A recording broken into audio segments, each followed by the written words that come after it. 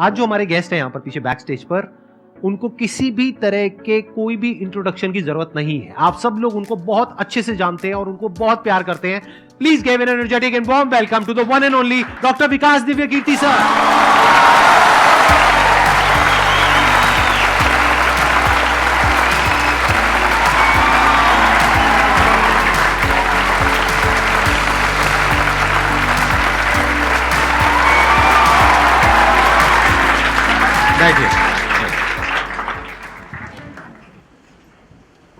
मैं सबसे पहले आपको धन्यवाद देना चाहता हूँ धन्यवाद आपका आने के लिए। Thank you so much. क्योंकि जब से मैंने सीरीज शुरू करी है तब से हमारे कमेंट सेक्शन में कोई भी एक भी ऐसा वीडियो नहीं है जहां पर आपका नाम ना लिखा हो। कई बार मुझे ऐसा लगता है देख करके कमेंट सेक्शन को कि ये मैं अपने चैनल पे आया हूँ या आपके चैनल पे हूँ। मैं सोशल मीडिया पे बहुत कम एक्टिव रहता हूँ तो मुझे आइडिया नहीं था इस बात का, पर मैं थैंकफुल हूँ कि आपने बुलाया, इस लायक समझा कि मैं यहाँ पर आऊँ। सर प्यार बहुत करते हैं बच्चे आपको, मतलब इतना प्यार है जिसकी कोई हद नहीं है। मैं ठीक कह रहा हूँ गलत कह रहा हूँ? यस और नो? सो अब आप लोग जो चाहे जैसे चाहे इनसे क्वेश्चंस पूछ सकते हैं। सर लाइफ में जब भी कोई सिचुएशन आती है कि जिसमें दो रास्ते, एक प्रैक्टिकल और एक इमोशनल, तो बैलेंस आउट कैसे करना है?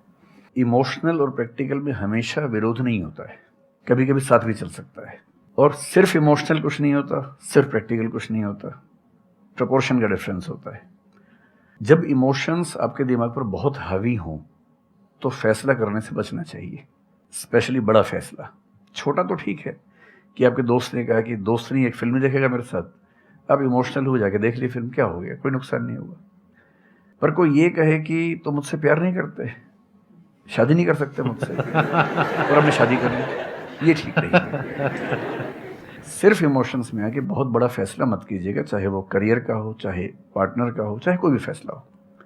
प्रैक्टिकल इतना नहीं हो जाना है कि आप मशीन, रोबोट या पत्थर बन जाएं। क्योंकि आप कितने भी सक्सेसफुल हो, यदि आप इमोशनली सक्सेसफुल नहीं है, इमोशनली स्टेबल नहीं है, इमोशनली वेलबींग के स्टेट में नहीं है, तो आपकी सक्सेस किसी काम की नहीं है, एकदम मीनिंगलेस है। So the success in totality needs emotional happiness, emotional stability as well.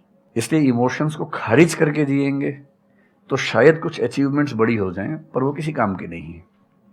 केवल इमोशंस पे चलेंगे तो हो सकता है कि अचीवमेंट जिंदगी में ज़्यादा हो ना पाए। तो बैलेंस की बात है। और सबसे अच्छा तरीका है, जब बहुत इमोशंस हो, इंटेंसिटी बहुत ज़्यादा हो, सिर्फ एक तरीका मैं जो अपनाता हूँ, उस क्षण में फैसला नहीं करना है। कुछ भी हो, कोई कितना भी प्रेशराइज करे, सिर्फ इतना बोलिए कि मैं 24 घंटे बाद बताऊंगा आपको, थोड़ा सोचूंगा इस बारे में। और यदि आपने उस मोमेंट से खुद को बाहर निकाल लिया तो फिर आप डिटैच होकर देख पाएंगे और थोड़ा सा प्रैक्टिकल एलिमेंट भी रहे, इमोशनल एलिमेंट भी रहे, वो फैसले सबसे अच्छे रहेंगे लाइफ के लिए। मैं आपको एग्जांपल से बात समझाता हूँ। ऐसे लोग जो तैयारी कर रहे थे, अफेयर में थे, एक का सिलेक्शन हो गया, अब उसके सामने क्राइसिस ये है, स्पेशली किसी लड़की का हो गया, लड़के का नहीं हुआ। अब हमारी सोसाइटी में ना, लड़की ऊंचे पद पे हो, लड़का ना सफल हुआ हो तो बड़ा मुश्किल है सोसाइटी में, उनको शायद दिक्कत नहीं है। अब वो लड़की प्रैक्टिकल नहीं है कि मैं तुमसे शादी करूं, ये कह के अगर हट जाती है और शादी करती है किसी ऐसे व्यक्ति से जो बहुत सफल है। I know many such people personally, मैं नाम नहीं बोल सकता किसी का। मैंने जनरली पाया है कि वो लोग लाइफ में बहुत फ्रस्ट्रेशन में रहे बाद में, क्योंकि सफलता के नाम पर, प्रैक्टिकल होने के नाम पे ऐसे व्यक्ति को चुना जिसके साथ वो रह नहीं सकते ठीक से। और मैं ऐसे कई लोगों को जानता हूँ जो IAS बने, IPS बने, जिनको करोड़ों रुपए के दहेज के ऑफर्स आए, साफ ठुकरा के कहा कि मैं जिंदगी एक ही व्यक्ति के साथ गुजार सकता हूं जो मेरे साथ है, और हैं, बहुत खुश हैं। अब कोई कह सकता है उनके परिवार में कि इसने प्रैक्टिकल फैसला नहीं किया, इमोशनल फैसला किया, पर अल्टीमेटली किसी चीज की वैल्यू क्या है? आपकी लाइफ बेहतर हो। यूट्यूब पे जिसके 1 लाख भी सब्सक्राइबर्स होते हैं वो मोनेटाइज करता है, 1 लाख क्या जब मिनिमम हो सकता है, खूब पैसा कमाते हैं, ब्रांड प्रमोशन करते हैं, साबुन तेल बेचते हैं बीच बीच में। आपका चैनल तो शायद देश में सबसे बड़ा चैनल है, आप चाहें तो कितना नहीं कमा लेंगे। मुझे कुछ दिन पहले एक एजेंसी के लोग मिले जिन्होंने बताया कि इनकी जैसी ख्याति है उस लेवल पर महीने में कोई 5-10 करोड़ भी कमाना चाहे तो कमा सकता है आराम से इस यूट्यूब चैनल से। तो मैंने पूछा कि वो कौन सी चीज़ है जो आपको इतना मजबूत बनाती है कि आप नहीं इस रास्ते पर जाते। मैं वो जानने में इंटरेस्टेड हूँ। तो 10 मिनट की बात के बाद मैं समझ में आ गया, क्योंकि अल्टीमेटली अगर मैं अपनी वैल्यू के खिलाफ चला गया तो खुश कैसे हो जाऊंगा? पैसा मुझे कैसे खुशी देगा जब मैं ही नहीं रहा, तो खुशी किस बात की? इसलिए इतना प्रैक्टिकल मत होना कि अपनी माँ के, पिता के, भाई बहन, दोस्त, जो प्रेमी प्रेमिका है, उनके इमोशंस के साथ खेलने लगो। इतना प्रैक्टिकल कभी मत होना, इतना इमोशनल मत होना कोई आपको बेवकूफ़ बना सके, बात बात पर बेवकूफ़ बनाता रहे। और बैलेंस जिंदगी जो है ना, वो मध्य मार्ग में है, जिंदगी एक्सट्रीम पे नहीं है, मध्य में है। तो प्रैक्टिकल और इमोशन का बैलेंस रखिए, लाइफ बढ़िया होगी।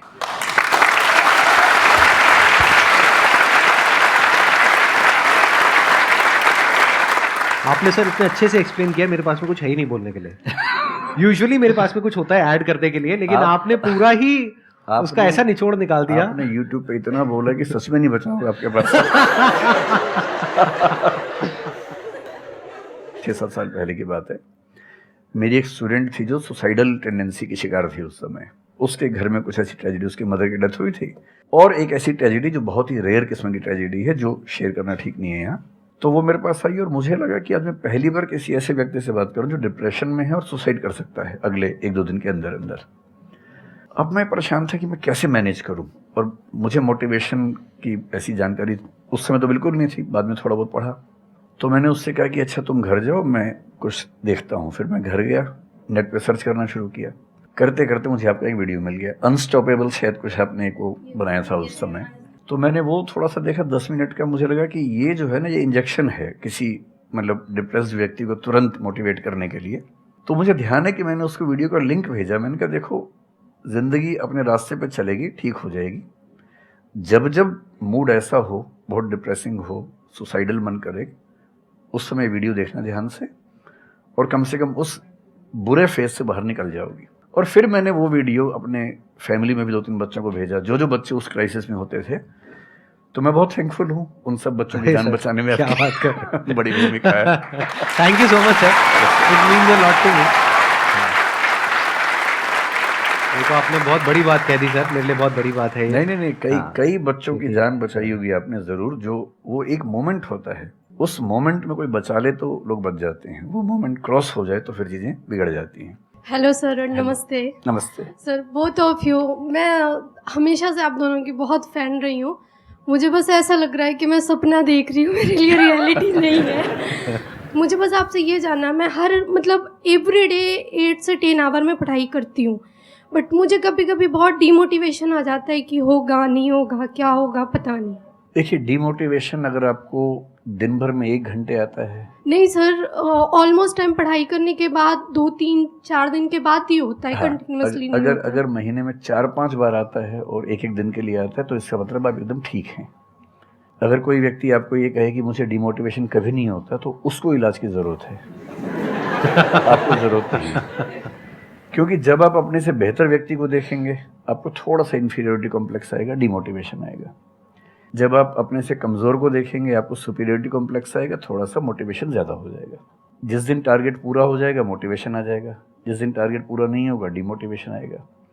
जिस दिन टेस्ट में आपके मार्क्स अच्छे आएंगे, आप मोटिवेशन के साथ लौटेंगे। जिस दिन खराब आएंगे, डिमोटिवेशन होगा। लेकिन ध्यान रखिए, जिस दिन आप मोटिवेटेड हैं, उस दिन आप वजह बन गए कईयों के डिमोटिवेशन की।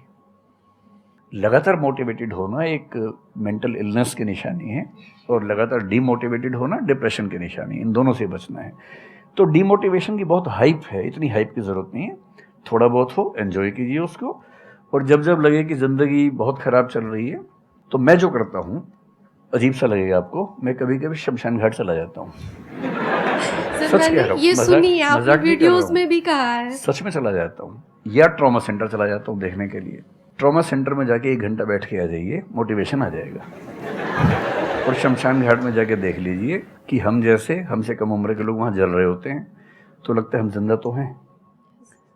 अगर मैं थोड़ा सा कॉग्निटिव लेवल पर बात करूँ, एक बहुत बड़ा साइकोलॉजिस्ट हुआ, उसका नाम है ब्रेंटानो, कभी सर्च कीजिएगा उसको। ब्रेंटानो ने ह्यूमन कॉन्शियसनेस को स्टडी किया, और उसने ये बताया कि ह्यूमन कॉन्शियसनेस की बेसिक नेचर है कि जो हमारे पास है वो हमें नज़र नहीं आता, जो नहीं है वो नज़र आता है। तो the consciousness of lacking something is the nature of human consciousness. इसलिए इसी बात को एक शेर में, बहुत प्रसिद्ध शेर में कहा गया है, दुनिया जिसे कहते हैं जादू का खिलौना है, मिल गया सो मिट्टी है, नहीं मिला वो सोना है।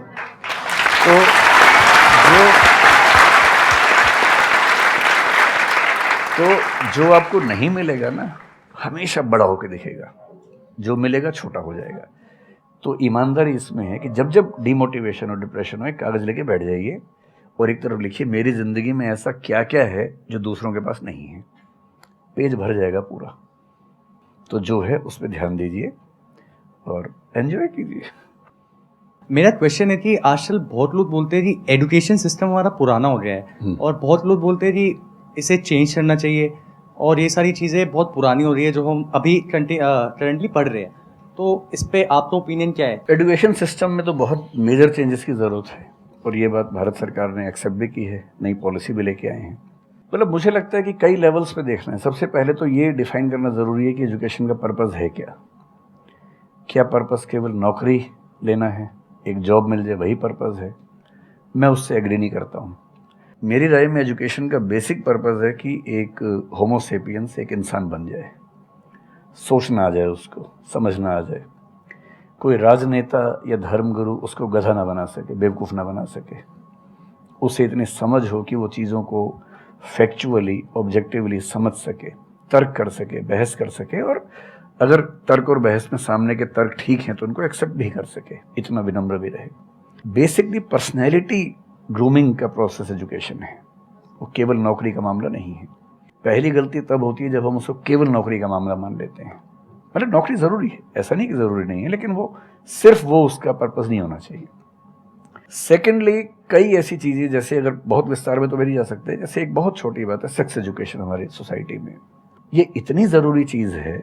स्कूल में जो एडोलेसेंस की एज के लोग हैं, 12, 13, 14 की एज के लोग हैं, उनको वो सब चीज़ें बताएं ताकि गलत सोर्सेज से इन्फॉर्मेशन ना मिले, कोई गलती ना कर बैठें। हेल्थ एजुकेशन के रूप में हो, उनको सारी चीज़ें पता हो, ठीक हाथों से पता हो, ठीक तरीके से पता हो। फिर मेरा ख्याल है कि जैसे IITs में अब तो होने लगा है, पहले क्या था कि हम टेक्नोलॉजी सेंट्रिक एजुकेशन पर ज़्यादा फोकस करते थे कि आपने मशीन को समझ लिया, तकनीक को समझ लिया, हो गया, इंसान को नहीं समझा। टेक्नोलॉजी पढ़ने वाले लोग समाज और इंसान से एकदम कटे हुए थे। अब तो ह्यूमैनिटीज़ के कुछ सब्जेक्ट्स पढ़ाने की परंपरा शुरू हो गई है। एक होलिस्टिक एजुकेशन हो। ह्यूमैनिटीज़ वाला बच्चा केवल हिस्ट्री, पॉलिटिकल साइंस, सोशियोलॉजी पढ़ता है, उसको कोडिंग का सी भी नहीं आता, टेक्नोलॉजी बिल्कुल नहीं आती उसको MS एक्सेल भी नहीं पता क्या होता है। टेक्नोलॉजी वाला सिर्फ टेक्नोलॉजी पढ़ता है, वो ह्यूमन ब्रेन को नहीं पढ़ना चाह रहा, सोसाइटी को नहीं पढ़ना चाह रहा। क्यों नहीं एक ऐसी शिक्षा हो जिसमें एक इंटीग्रेटेड अप्रोच हो, होलिस्टिक अप्रोच हो, कि हम खुद तय कर सके कि किस किस एरिया में हमें ज़्यादा जाना है और एक बेसिक अंडरस्टैंडिंग हर चीज़ की हो। तो बेसिक 3 फार्मूले माने जाते हैं। एक यूनिवर्सलाइजेशन ऑफ प्राइमरी एजुकेशन है कि 10वीं क्लास तक की शिक्षा हर बच्चे को मिले, ठीक से मिले। वोकेशनलाइजेशन ऑफ सेकेंडरी एजुकेशन, यानी 11वीं 12वीं की पढ़ाई का पर्पज़ है कि बच्चा ये समझ पाए कि उसको ज़िंदगी में आगे कहाँ जाना है। और फिर जो हायर एजुकेशन है वो सबको करने की ज़रूरत नहीं होनी चाहिए, वो शौक पूरा करने के लिए नहीं है, वो शादी का वेटिंग रूम नहीं है, वो उसके लिए है जिसको सच में आगे पढ़ना है।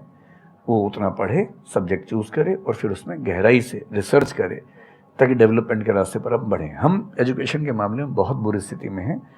मैं तो जिस उम्र में हूँ, मेरा अब तो पर्पस भी ये बन गया है कि अब मैं उसी पे कुछ काम करूं। एक यूनिवर्सिटी शुरू करने की योजना मेरे मन में है, इनसे मैंने शेयर भी किया था। और मैं जिस तरह का विश्वविद्यालय सोचता हूं वो नौकरी देने के पीछे पागल नहीं होगा, वो होमो सेपियंस को कायदे का इंसान बनाने की कोशिश करेगा। नौकरी तो उसका एक पार्ट है। मतलब आप जितने भी सफल लोगों को देखेंगे जनरली, जैसे मैंने इन्हीं से पूछा, ये जिस फील्ड में सफल हैं, इनका जो करियर है, अगर मैं इसको छोड़ भी दूं तो अदरवाइज भी जो इनका करियर है वो उस विषय से जुड़ा हुआ नहीं है जो इन्होंने पढ़ा है ग्रेजुएशन में। मेरा भी नहीं है, आमतौर पे किसी का भी नहीं है। 90% लोगों को मैं देखता हूँ जो सक्सेसफुल हैं, उनके ग्रेजुएशन के सब्जेक्ट में और लाइफ की फील्ड में कोई लिंक नहीं है। तो बेसिक पर्पस क्या है? वो स्मार्टनेस बाहर आ जाए, ग्रूमिंग हो जाए, इंटेलिजेंस है, इमोशनल इंटेलिजेंस है, वो सब जो टूल्स हैं वो उस बच्चे को सीखने को मिल जाए ताकि फिर वो ज़िंदगी को फेस कर सके, इनोवेट कर सके, नए रास्ते निकाल सके। 1000 रास्ते दुनिया में होते हैं। तो सच बात है कि काफ़ी चेंजेस की ज़रूरत है और आप और हम मिलकर करेंगे चेंजेस। एजुकेशन वाइज अगर देखा जाए तो मैंने बहुत ज़्यादा कुछ नहीं किया है अपनी लाइफ में, बट मेरे स्टैंड पॉइंट से अगर आप देखोगे कि एजुकेशन क्या है, तो एजुकेशन का सबसे बड़ा गोल ये है कि एक इंसान का दिमाग खुले, बजाय कि उसका दिमाग इतना नैरो डाउन हो जाए कि उसको लगे कि बस यही अगर हो गया तो सक्सेस है, ये नहीं हुआ तो फेलियर है। आप अनगिनत तरीकों से अपने गोल को, अपने पर्पस को, या जो भी आप करना चाहते हो उसको अचीव कर सकते हो। एजुकेशन का सबसे बड़ा गोल ये होना चाहिए, और वही मेरी कोशिश है अपने इन सेशंस के थ्रू करने की, कि एक इंसान का दिमाग खुल जाए, उसके दिमाग में एक पॉसिबिलिटी माइंडसेट आ जाए, ना कि एक लिमिटेड माइंडसेट हो कि बस ये हो गया तो बहुत है। अब प्रॉब्लम क्या है, ये जो लिमिटेड माइंडसेट है ये बहुत लोगों का है, करोड़ों लोगों का है, तो वहां पे कंपटीशन भी बहुत है। पॉसिबिलिटी माइंडसेट जबकि देखा जाए तो ज्यादा इंटरेस्टिंग है, लेकिन बहुत कम लोगों का है और वहां पे कंपटीशन कम है। और पॉसिबिलिटी माइंडसेट क्या होता है कि कोई भी काम अगर मैं कर रहा हूं, अगर वो नहीं हुआ तो इसका मतलब ये नहीं है कि मैं फेल हो गया, इसका मतलब ये है कि मैं क्रैक नहीं कर पाया। There has to be a way. ये एजुकेशन काम अगर कर दे तो रियल एजुकेशन हो गई हमारी। मतलब एक इंसान को, हाँ सॉरी, थॉमस एडिसन बल्ब के आविष्कार में लगा हुआ था, हाँ जी, 1000 बार फेल हुआ। तो किसी ने उससे पूछा कि यार तुम बार बार करते हो, होता तो है नहीं तुमसे, क्यों कर रहे हो? तो उसने पता है क्या कहा, हर फेलियर के बाद मैं ये जानता हूं कि बल्ब इस तरीके से भी नहीं बन सकता, और अब मैं 1000 तरीके जानता हूं कि इन तरीकों से नहीं बनेगा, और उसके बाद वो तरीका ईजाद हुआ जिससे बना। एजुकेशन से एक इंसान का दिमाग इतना खुल जाए कि सबसे पहली चीज तो उसको ये समझ आए कि मैं कुछ भी नहीं जानता हूं। हाँ, एकदम ठीक बात है। एजुकेशन मस्ट बी सच कि वो लाइफ लॉन्ग आपका एक क्वेश्चनिंग माइंड बना ही रहे, कि आप कहीं भी हो, कुछ भी कर रहे हो, आपके दिमाग में क्वेश्चंस चले, questions related to the problems.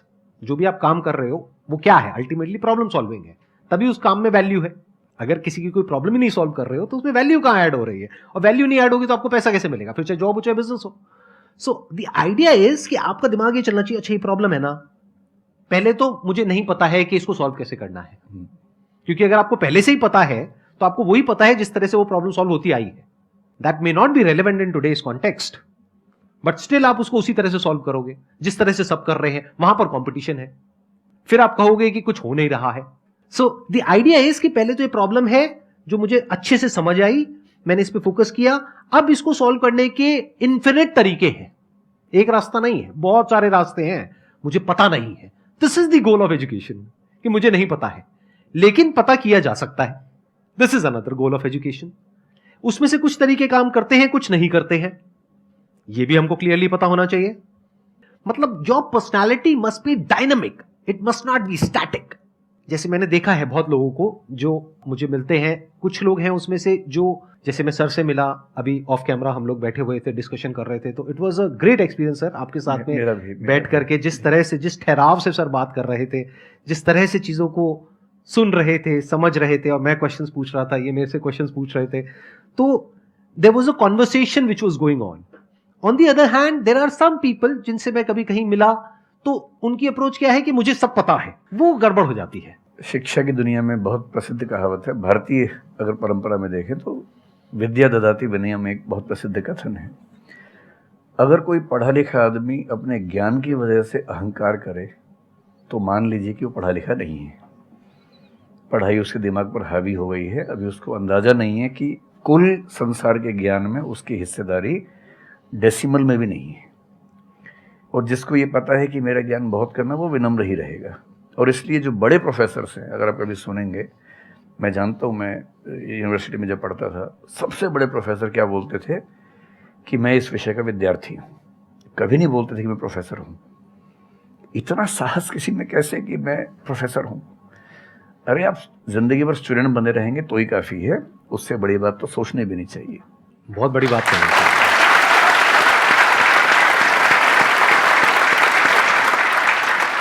मतलब कि एजुकेशन का गोल आपको प्रोफेसर बनाना नहीं है, आपको स्टूडेंट बनाना है। अगर सर की बात को आगे एक्सटेंड किया जाए, एकदम सही बात। एक लाइफ लॉन्ग स्टूडेंट, कि आप सीखते चले जा रहे हो, सबसे जिससे मिल रहे हो, लोगों से सीख रहे हो, सिचुएशन से सीख रहे हो, अपनी लाइफ के अच्छे एक्सपीरियंसेस से सीख रहे हो, बुरे से सीख रहे हो। जैसे मैंने देखा है जब भी यहाँ पे कोई क्वेश्चंस पूछते हैं ना, सबके क्वेश्चंस एक ही होते हैं, सर सक्सेसफुल कैसे हो। कभी मैंने आज तक ये क्वेश्चन नहीं सुना किसी का भी जो इससे बड़ा क्वेश्चन है, जो आप रिलेट कर जाएंगे कि सर सक्सेस हमारा दिमाग खराब किस तरीके से करती है, या सक्सेस का क्या माइनस पॉइंट है। सही बात। सक्सेसफुल होने से बड़ा है मीनिंगफुल होना, सार्थक होना। सफल होना छोटी बात है, सार्थक होना ज्यादा बड़ी बात है।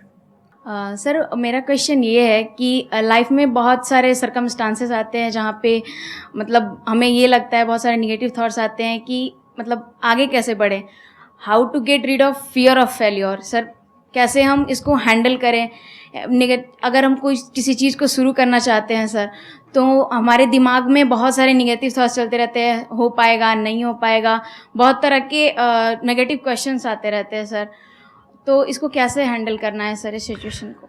फियर ऑफ फेलियर थोड़ा सा ठीक भी है, जी ये हमें रोकता है उन दिशाओं में जाने से जहाँ हमें जाना भी नहीं चाहिए।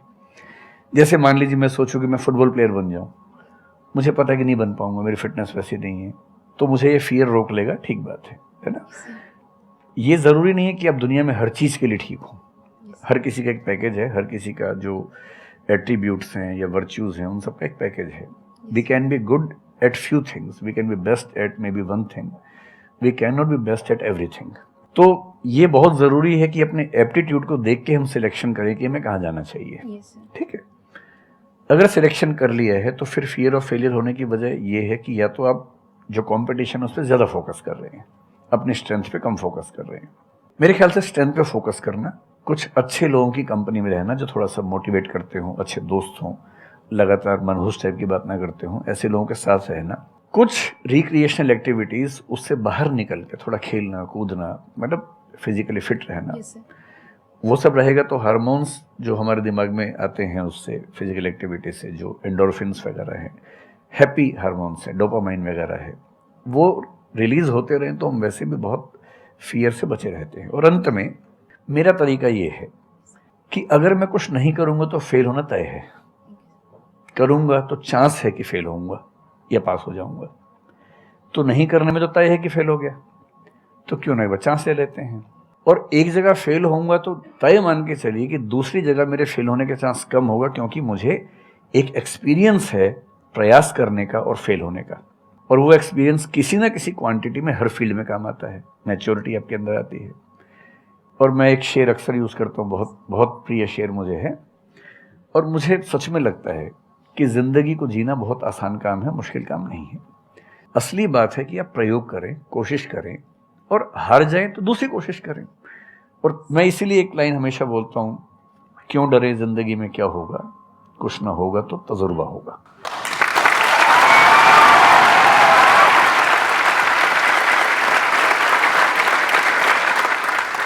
मुझे भी सर के जैसे मोटिवेशनल स्पीकर बनना है सर, पर मैं ये सोचती हूँ कि अगर मैं वीडियो बनाऊँगी, कंटेंट बनाऊँगी, तो संदीप सर को छोड़ के या फिर बहुत बड़े बड़े मोटिवेशनल स्पीकर्स हैं उनको छोड़ के मुझे देखेगा कौन। मतलब ये मेरे अंदर थॉट्स आते हैं कि अभी मेरा मतलब मैं 19 ईयर की हूँ, तो मैं जब वीडियो कंटेंट बनाऊँगी तो मैं कुछ, मुझे ऐसा मतलब मेरे अंदर ये थॉट है कि मैं कोई बड़ा आदमी नहीं हूँ या फिर कुछ बड़ा नहीं हूँ, तो मैं ये वीडियो कैसे डाल सकती हूँ, लोग क्या सोचेंगे कि मतलब तू ये तो खुद कुछ नहीं है और लोगों को मोटिवेट कर रहा है, ऐसा मेरे अंदर थॉट आता है। पहले या तो कुछ कर लीजिए ज़िंदगी में, उसके बाद मोटिवेट कर लीजिए, और नहीं तो मोटिवेशन एक पूरी साइंस है, साइकोलॉजी से जुड़ी साइंस है, उसको ठीक से पढ़ के रिसर्च करके उससे बात कीजिए। शुरू में तो जब इन्होंने भी शुरू किया होगा, कहाँ शुरू में लोग जानते होंगे, बड़ी लंबी स्ट्रगल होती है, किसी भी फील्ड में इतनी लंबी स्ट्रगल है। देखिए जो आदमी सफल है ना, आप ये जो हमारा वर्तमान है ये ऐसे ही नहीं बन गया है, हर सफल आदमी का एक बहुत लंबा अतीत होता है जिस पर नज़र किसी की नहीं होती है। और बशीर बद्र ने एक बड़ी गहरी बात कही थी, ये फूल मुझे कोई विरासत में मिले हैं, तुमने मेरा कांटों भरा बिस्तर नहीं देखा।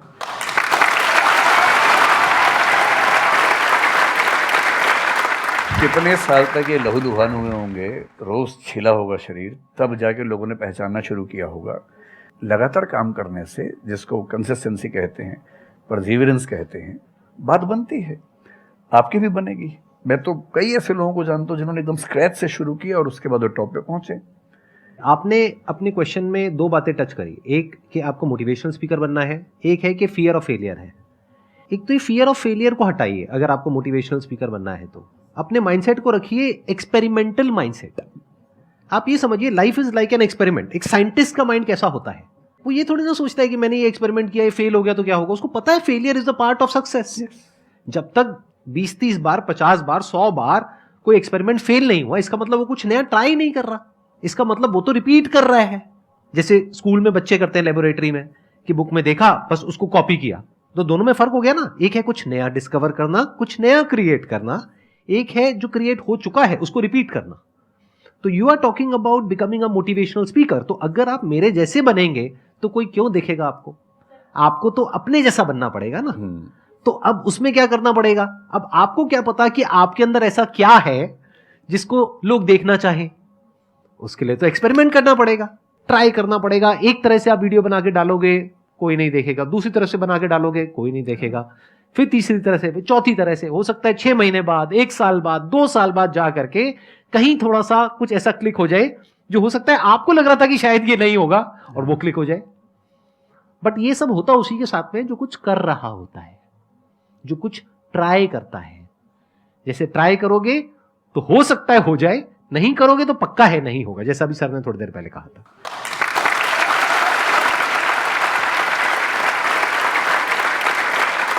Thank you so much sir, यहां पर आने के लिए।